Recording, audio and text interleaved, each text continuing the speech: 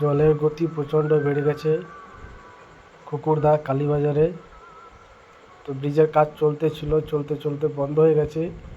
হঠাৎ করে বর্ষার জল, বৃষ্টির জল বেড়ে যাওয়ার জন্য খুবই ভয়ানক দৃশ্য হয়ে দাঁড়িয়েছে।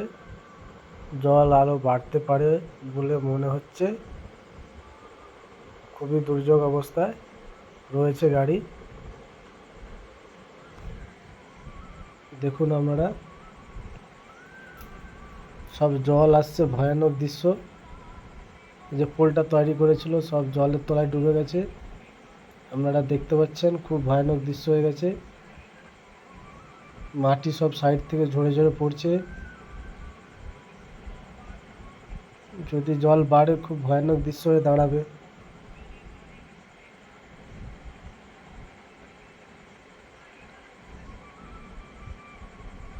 আপনারা কমেন্ট করে বলুন কুকুরদার আশেপাশে কার বাড়ি আছে।